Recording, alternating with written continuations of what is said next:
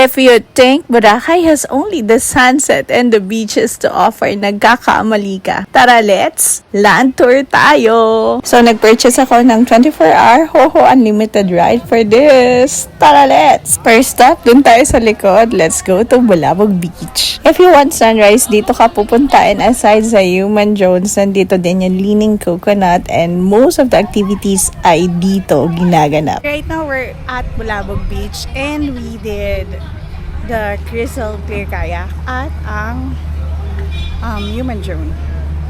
Look. After that, sumakay tayo ng Hoho and tada! Here we are. So right now, station number 13.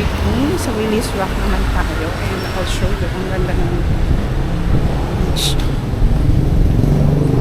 Of course, may kasamang konting lakad if you're doing it on land tour. So this is the most economical.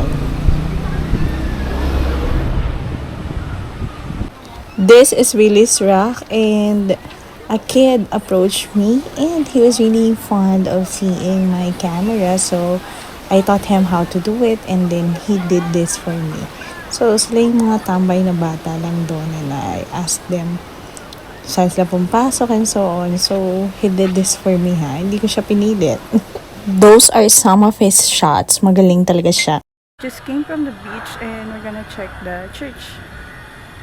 It's Our Lady of the Most Holy Rosary Parish. There. From Willis Rock, magtanong ka na lang dun sa mga barangay tanod. Tatawid ka and then tuturo nila yung way papunta dun sa church. Walang tao kasi it's around 9 to 10. I got to have that sacred moment. Sumakay uli ako ng Hoho kasi I wanted to go to the keyhole. But look! Hi! So, nasa third stop na tayo at keyhole. Naglalakad tayo going there.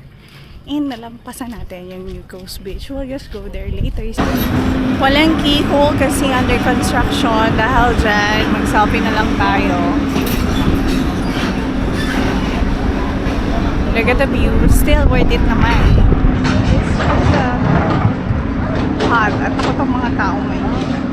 So we need to walk sa bus stop at lumipat ng New Coast Beach.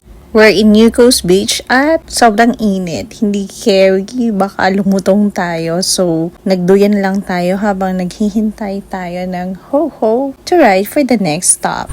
It's lunch. Sobrang init. And we are at Puka Beach. What's the thing with the sand is that dense siya. Yung particles niya wide. So, when you step on it, lumulubog, medyo mapagod. But, alam mo yung parang may sparkle siya. Nag-glisten yung quality ng sand. And may mga stones. Pakita ko sa inyo.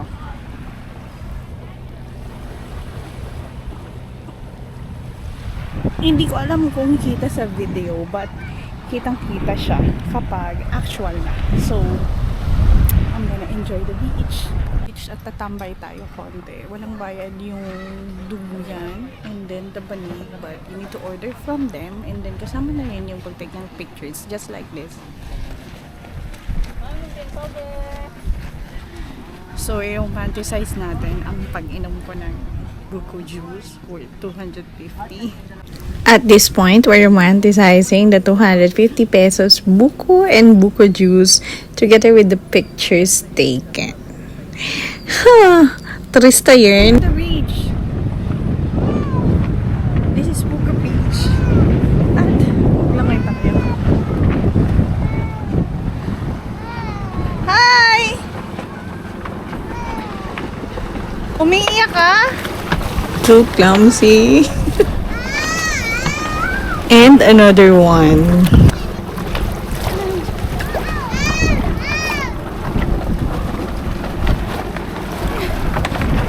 Tago tayo sa ilong. So, nagtago lang tayo sa shade ng bangka and enjoy the water at lunch. Buti hindi tayo lumutong. But the water is great and it's really healing and refreshing. Try nyo. After Puka Beach, I went back to the hotel for a nap kasi pagod na ang person. After the nap, naghuhu ulit tayo and then we did the mangroves. So right now we're at the mangrove forest and as you can see, maraming bakawan.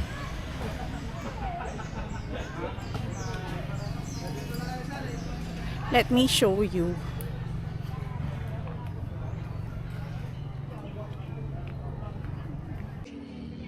Kaway. Kaway lang. Gawa ka ng heart. Tingin sa dagat. Turo mo yung dagat, turo. Magaling talaga sila and medyo may konting pila. You just need to tip them. Nahiya pa ako nalagay na yan pero laban na. Sayang yung tip eh. So we're done with the mangrove forest.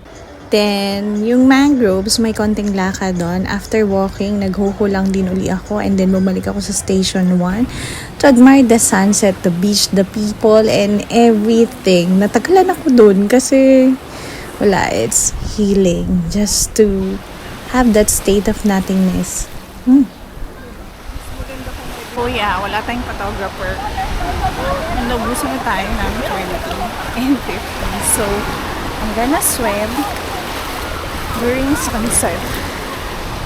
And I'll show you how good it looks.